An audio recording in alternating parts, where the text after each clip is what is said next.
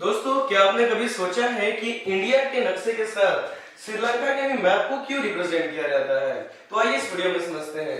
तो इसको अनक्लॉज लॉ के अकॉर्डिंग किया जाता है। अनक्लॉज है क्या, जिसका फुल फॉर्म होता है United Nation Convention on the Law of Sea, जिसे 1982 में इस्टेब्लिशमेंट किया गया था और इंडिया इसका पार्ट बना था 1995 में, 1995 में। अब ये 5 फेज में समुद्र को बांटते हैं। तो चलिए वन बाय वन समझते हैं। सबसे पहला जो फेज है वो है टेरिटोरियल सी, जो कि 0 से लेकर 12 नॉटिकल माइल तक आएंगे। और ये नॉटिकल माइल है क्या, जो कि समुद्र में डिस्टेंस को मेजर करने के लिए किया जाता है, जहां पे 1 नॉटिकल माइल होता है 1.652 किलोमीटर के बराबर। इसमें नॉर्मल फिशिंग ये सब करने की परमिशन होती है। वहीं अगर हम कॉन्टिग्यूअस जोन्स की बात करें तो इसमें 12 से लेकर 24 नॉटिकल माइल तक के एरिया को कवर किया जाता है। इस नक्शा में ये जो ग्रीन कलर का है, ये जो जितने भी है, ये है आपके कॉन्टिग्यूअस जोन।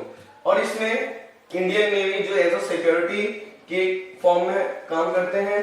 फिर कस्टम्स, इमिग्रेशन, मतलब एक देश के दूसरे देश में आके जो बसने वाले जो घुसपैठ लोग रहते हैं उनको कंट्रोल किया जाता है। पॉल्यूशन को कंट्रोल किया जाता है।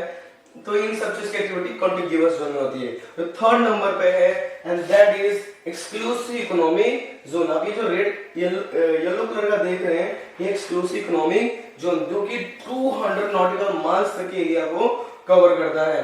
इसके तहत क्या है कि oil and gas, fishing, mining, इन सब चीज को कंट्रोल किया जाता है, एक्सक्लूसिव इकोनॉमिक जोन।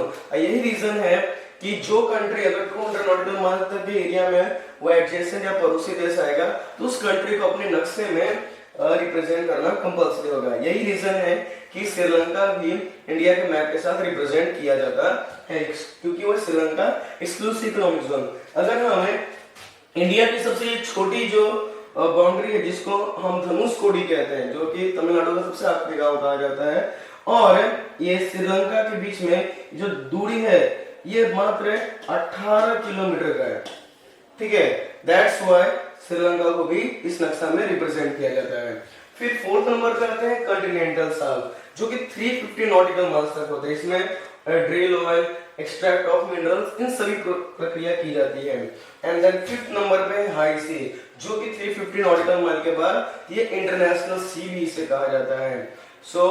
बाकी देशों को यहाँ पे रिस्ट्रिक्शन होता है माइनिंग, फिशिंग या बाकी चीज। हालांकि फिशिंग के लिए भी परमिशन से ये सब चीज लिया जाता है।